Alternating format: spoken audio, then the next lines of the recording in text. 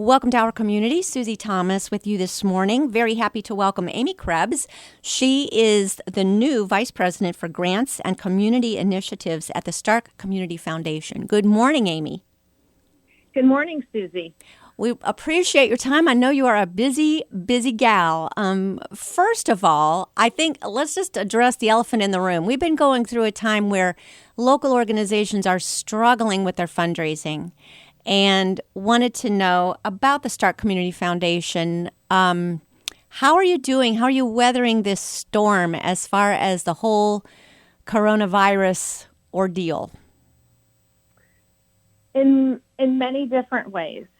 I would say what comes top of mind when COVID really landed here locally earlier this year, we were able to very quickly partner with other funders in the community and help to very quickly address pressing issues in our community. So we were reviewing at, I would say, a very accelerated rate, which translates into about a weekly turnaround process in terms of considering requests that were coming across for basically emergency needs. And so collectively, in that early process, when we were reviewing these proposals as a group, we were able to invest nearly $1.5 million toward emergency needs. Today, from Stark Community Foundation's vantage point, we still continue, of course, to partner with other funders, trying to stay on top of best understanding what other funding is available in terms of funds available through the CARES Act, and trying to best decide where philanthropic dollars can be invested. So we do have a COVID-19 responsive grant application that is available, that's accessible on our website, and organizations are certainly invited to submit a proposal for review of funds. That is great information to get out there. Thank you so much. Let's get to you. You've been involved with Stark Community Foundation for some time. This is not your initial go-round, right? That's right. Yes, I joined the foundation back in 2008. I worked in a donor services and public relations communications capacity. And then I moved over to the program side because I have a background in writing grants myself. So it was a pretty, I guess, interesting area for me to get more involved in from being on the other side of the table. And so have worked in the program area for some time. And by the program area, I mean learning about grants that are needed in the community, both from organizations submitting applications, and then the proactive side of things when we create initiatives or when we're recognizing needs and opportunities in the community. So yes, I've worked in some different capacities along the way. It's really, you're talking about an area that is so specific now. People either are good at it or they are not. But boy, if you can get grants, you are valuable to any organization. Talk to me about that part of it. It's got to be very rewarding for you to be able to go through all these grant applications, I'm guessing, and you're trying to decide who is going to, what a fun job to give away money. But grants in particular, they need to be so specific. Can you talk to me a little bit about that? What kinds of things you look for before rewarding someone with one? Well, some lessons I learned as a grant writer, because when I had that responsibility, it was pretty intimidating because you really saw what could be on the line if funding wasn't received. And funding is never guaranteed. It's a competitive process. And we really encourage organizations to not rely solely on one revenue source because as we all know, we're not sure what can happen in the future in terms of sustainability. Mm-hmm. So it's good to diversify your revenue and your grants. And so I think one of the best pieces of advice I can offer is to, first of all, look at the budget. The budget is what we're ultimately looking at when we're looking at issuing grant dollars. Of course, it kind of goes without saying it's for a project that we see a need for, that there's interest to invest, but the numbers have to make sense as well. So I would encourage people to take time on the budget and make sure that they are communicating and demonstrating what the need is and how they look to invest those dollars. We simply don't want to be in the position of saying, okay, you need, $5,000, here you go. No, we want to be partners with you in that. We want to understand what you are trying to address as an organization and what that end result may be. So it's really an investment and an opportunity for us to work alongside of organizations in the community, because we very much also inform our donors and the community about needs as well. So I really encourage organizations, again, with the budget form, but to be concise and to tell a story. Why do you need the dollars? What are you anticipating the impact will be? What can you say to really demonstrate that need for what you're looking to do in the community? Mm-hmm. Great advice. Stark Community Foundation, does it serve only organizations that are located in Stark County or organizations that are also served through Stark County? Does that make sense? It sure does. Okay. Yes. And the answer is both. Mm-hmm. Predominantly, it's organizations in our own backyard. In the community, there are organizations outside of Stark County that provide programs and services in our community. Yes. Those requests are considered, and we have donors who may not concentrate all of their giving in Stark County, but by and large, in terms of competitive grant making, that is basically centered in Stark County. Some people might be hearing about this for the first time, and the Stark Community Foundation is an amazing collaborative of so many different grants and funds. You oversee how many separate foundations within the one foundation? Yeah, so we are around 600 and growing funds. Wow. That we have at the foundation. And these are funds that are created by people who, at its core, want to give back to the community. These are individuals, these are families, these are businesses who are looking to make a positive impact. So collectively, we invest those funds, and then we invest them back out in the community in the form of grants. So thanks to the generosity of many people and organizations in our community, Stark Community Foundation ranks in the top 10% of community foundations in the United States. Wow. So that's in terms of our asset size. And for a population of our size to rank in that way is very impressive. Well, and let's talk about the heart of the giver as well, because the Stark Community Foundation goes way beyond people that we would associate with a lot of wealth. These are just people who really want to give and want to give back, and the gifts are multiple sizes, yes? Yes, anybody can join with us to want to learn about organizations, to participate in whatever way they're interested in. And being a community foundation, the interest areas are very broad.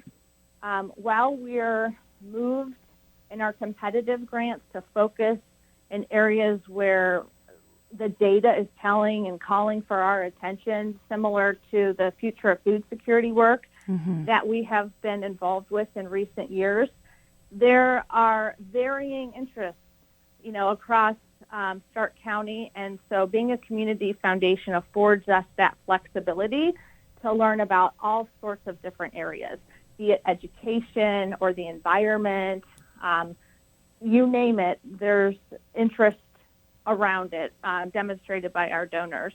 Is there a place where people can go and find out what each of these 600 different funds are? Because it seems like it would be pretty hard to not come up with a match if you're in need of funds. Sure. And the way we have a publication called Our Family Tree that outlines that growing number and of our funds. Now, if somebody sees something that is an interest that aligns with their organization, they'll want to still submit a proposal through our competitive process. So we help organize that. We share proposals with our family of donors. So that's the best way to get a request, if you will, in front of them. And we have dollars available to the foundation that our board directs. And we also have donors on their own accord who make recommendations from their fund. Mm-hmm. Does it make more sense to go straight to the top, Stark Community Foundation, or does it make more sense to go directly to that individual fund and say, what's your timeline for requests and so forth? Well, we have on our website, we have some competitive funding opportunities outlined, all with different deadlines, with different focus areas. So an organization can certainly go to that list and navigate it. In terms of all of the other funds that the foundation manages, that's typically on the doing of the donor. So, for instance, the donor comes to Stark Community Foundation and says, from our fund, we would like to recommend this amount of money toward this organization. So they may or may not have a formal grant application.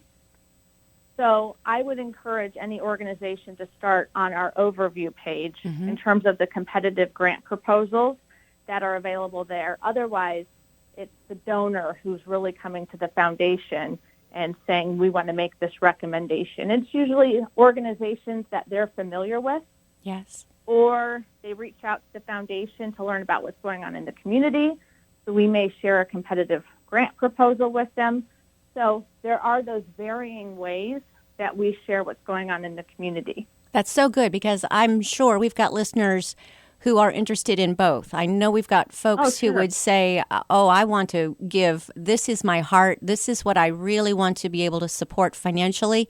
What's a fund without me having to start one up? What one is a good match? And then I'm sure we've got some folks saying, we have this, we provide these services, we could use some help financially. Where's a fund that has that same interest? And, you just match them up. What a fun job you have. It's fun, and I promise you challenging. Yes, I'm sure. Because there are so many great programs out there.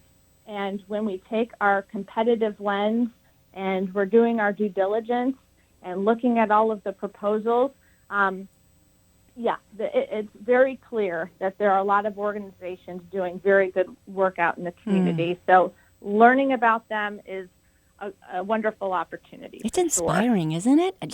I'm never cease to be inspired by what all this community offers. What a place. What a wonderful place. I know. Absolutely. What a place for sure. Let's talk about need, because this year, swinging back around to how we started, talking about COVID-19 having such an impact, I think you've probably seen people with needs who have never needed before.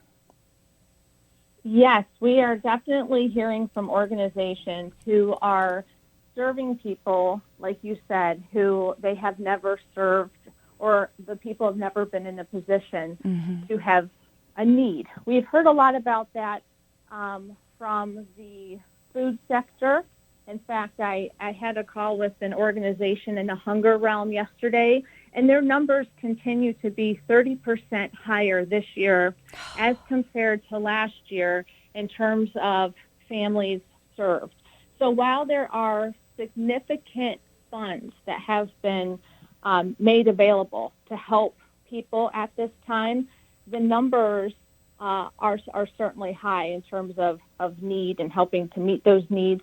We also hear a lot in terms of, especially from the health sector, trying to make sure that they're able to successfully engage people who need, checkups, making sure they're getting services. Obviously, there's a lot of focus on telehealth today, and I certainly don't want to speak from a health organization perspective, but just from what we have gleaned, there's a lot of need in that way too, making sure people are taking care of themselves and being able to access those services that that they need. So definitely in that basic need realm, yes, there's definitely those needs that are rising in terms of folks that haven't been in that position before. Right.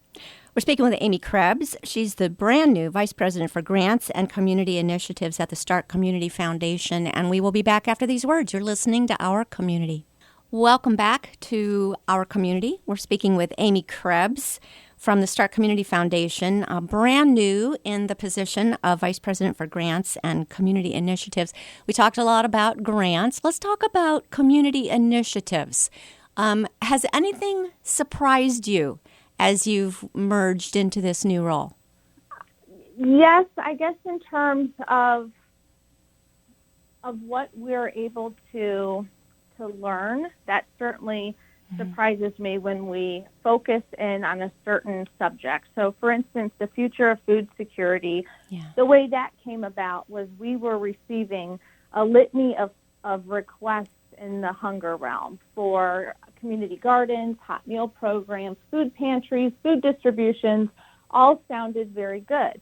And they were doing good work. But we had to ask ourselves, with our dollars that we have available, how can we best invest those in the community and do something different? So I guess I would say what surprised me about that process is, and maybe I shouldn't be surprised, but it's how quickly our organizations were able to rise to that challenge. Wow, yes. We offered planning grants and implementation grants. We had a research paper that was done looking at the hunger space in our community, and it identified two goals, one of which is to develop a food hub.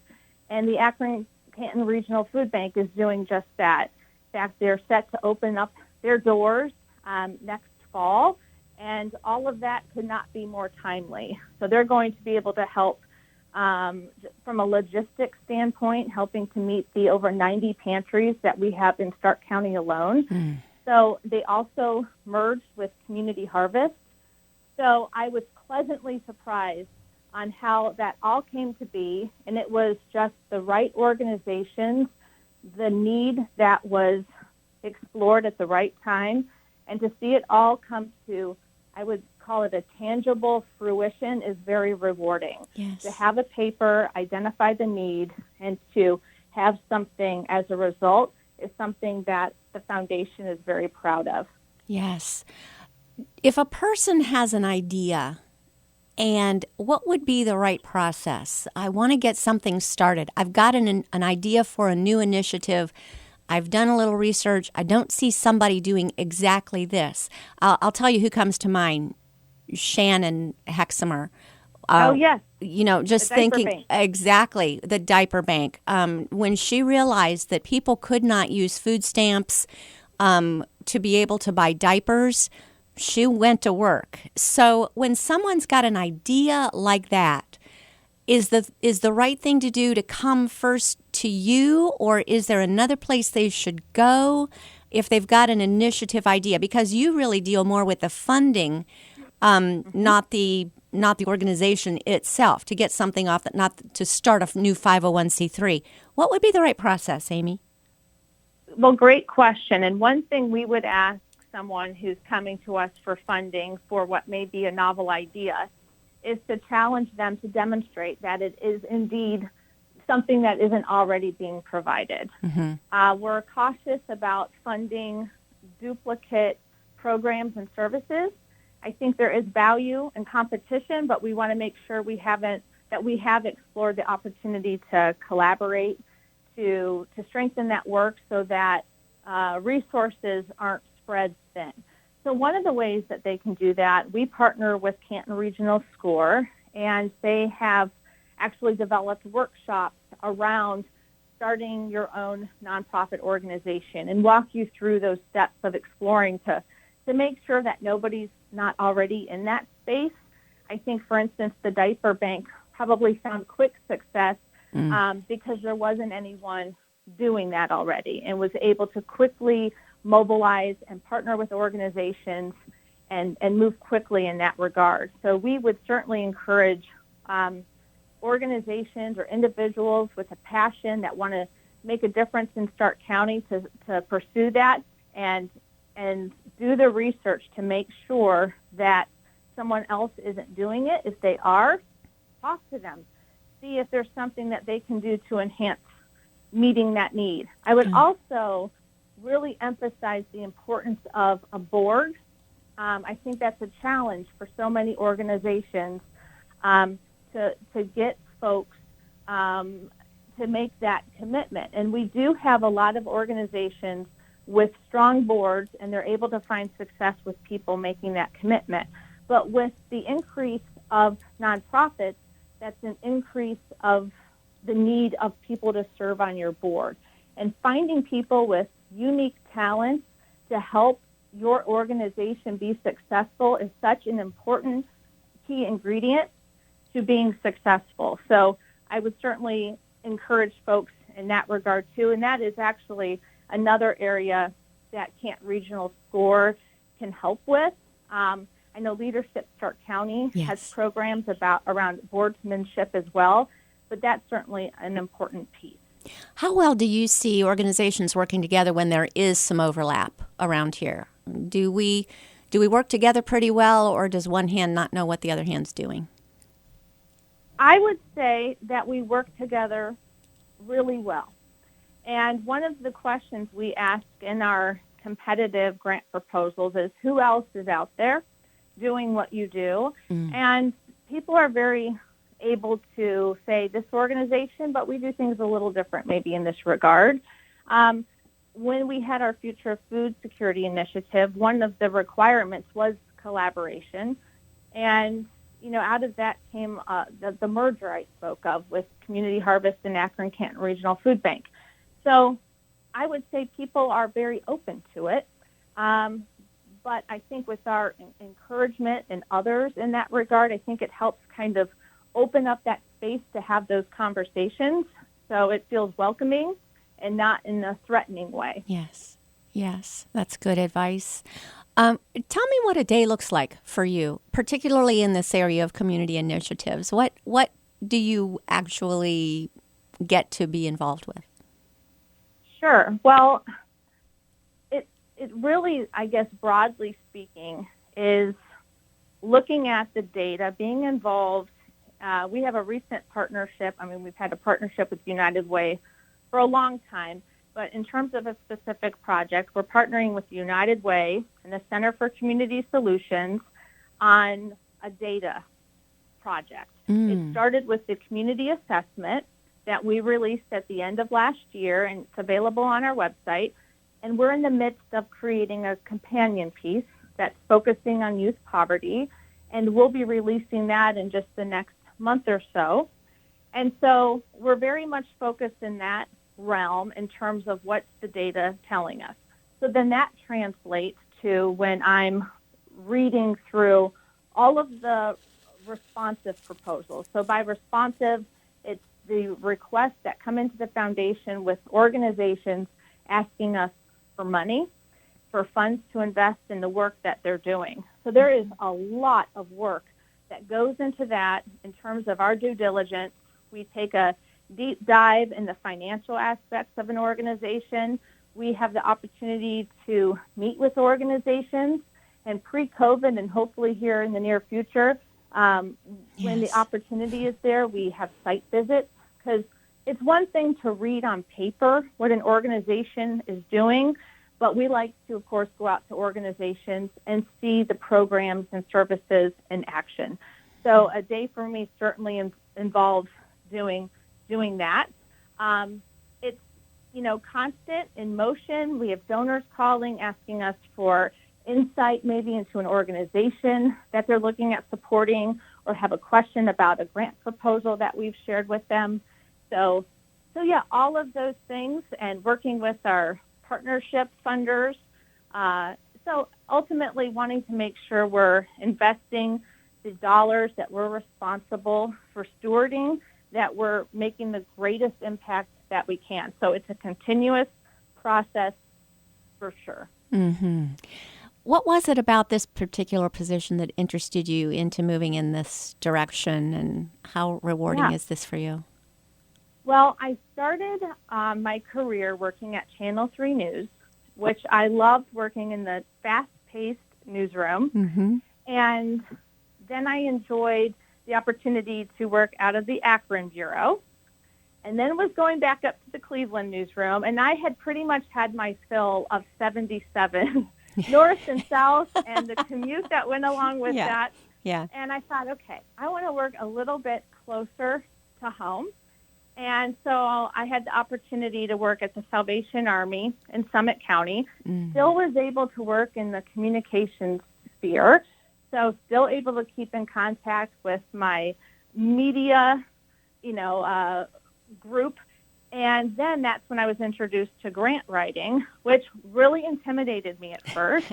And I thought, okay, I went from the stress of missing a breaking news story at Channel 3 to the stress of not getting a grant funded at the Salvation Army. So I ended up really loving the process because it was so rewarding to work at an organization where you had meals at the Hot Meals program. Yes. I had the opportunity to go see the Learning Center in motion and the Christmas distribution, all the good work that was happening, and to tell the story about why a program or activity should be funded was rewarding.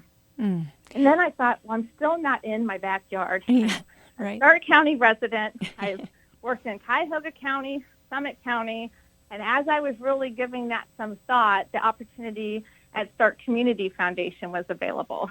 So it's really brought in all of those aspects. I certainly see the public relations and communications component in the work that we do, obviously the grants, and just getting out and helping to tell our story it has been very rewarding. And I guess collectively that's how it's all came to show itself in this position.